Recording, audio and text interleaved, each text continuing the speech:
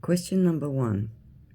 Do you think the ISS would implode or explode if it got a hole in it? Or nothing at all? I think Are we allowed to Google these? Okay. There you go. It will explode maybe? Okay. No, sorry. It will be implode. Implode? Okay. No, give him a third option. I did. I said nothing or nothing. Like Yeah, just. because there's an air pressure or inside it. nothing. Yeah, There's okay, you're right. air pressure. No, there's an air pressure inside it. We put a hole and air will left, and there will be no air pressure, so it will implode Okay. under in middle, right? Yep. Right? Do you know how a compass works and why it points north? Because of the electromagnetic field or magnetic field. The magnetic field is coming from south to north, or there is some kind of attraction force.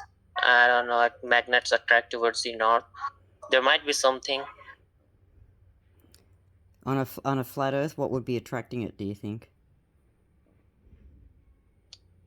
Yeah, on a flat earth, there's like on a flat earth, there's a problem that all flat earthers say that we can't reach north Arctic Circle. We can't go there, so we don't know. We can speculate. Okay. Like, yeah, some people say like there is a gold mountain, but I don't believe. Alright, next one is, you know the Eratosthenes experiment where he puts 2 sticks in the ground? Did he do that on a longitude line or a latitude line? In other words, was he going... It's on the longitude lines, of course. Okay. Does the horizon always rise to eye level? Not. And do all stars rotate around Polaris? All stars. No, I think Polaris also rotates in a little bit. It's a little bit off if we... You say it has a wobble. Yeah, it's also like circling one thing, like, and it's a problem for me, I think. It should be like sky. Polaris should be the middle part of the north, and everything should around it.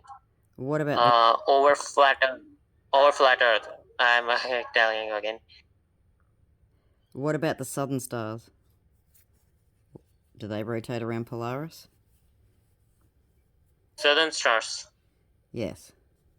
Okay, I'll bring up a guy. He will talk about that issue soon. Do you? Okay. So can you look up to... Yeah, you only have one thing. Yeah, you only have one thing, that's star rotation, and that's why you believe that the Earth cannot be flat. So you're just watching the sky and giving your opinion. It's not right. It's not right. Well, that was my next question. Can you look up to disprove the shape underneath your feet? What? What? Can you look up to disprove the shape underneath your feet? It's the same as can you look up to prove the shape underneath your feet, but... Yeah, we can say some things, but the ultimate proof would be not like watching the Earth from altitude. Okay. I got a quick question. Yep. Is that your mother in the background yelling, or your siblings? What are you saying?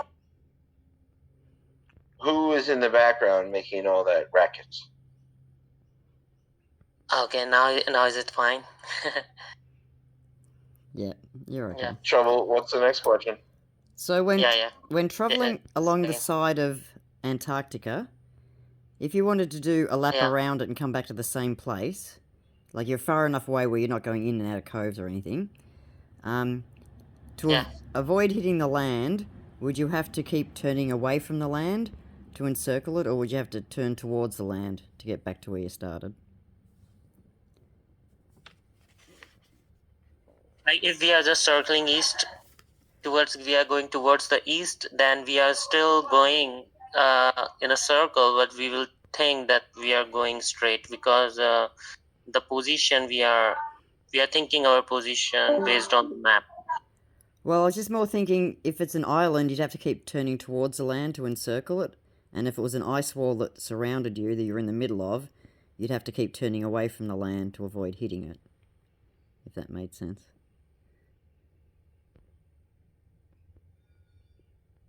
That's a good one. That's the one that's been clicking with me a little bit. It's a tricky question. Like you need to understand, like how you know that you are going straight or in a circle based on like how you determine your position. You are not like going with a straight line. How you? Well, because eventually, I mean, an ice wall, you're going to know that you can't go in a straight line, or you're going to hit the ice wall. And if you try and do a straight line around Antarctica, where you're not going to be able to see the land, it'll just slowly disappear.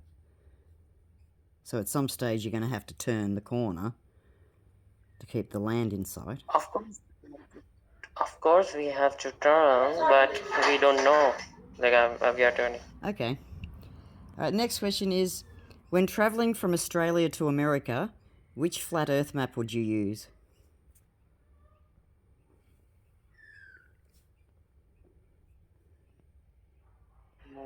Like there's no map, like for sure, I think, but AE map is better than Gleason's. Okay, and last. Traveling. Okay, last question is. AE map. Oh, sorry.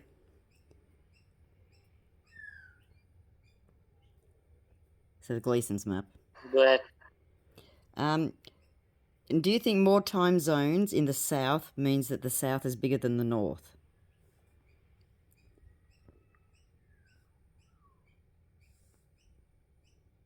It's just like why they like on a globe Earth they can divide the time zones equally like north, right? But they didn't. So why? Maybe just because like over flat Earth also they can divide it, but it would be bigger.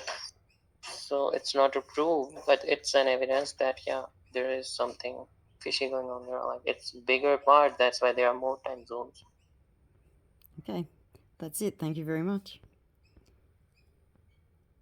So did I pass the test?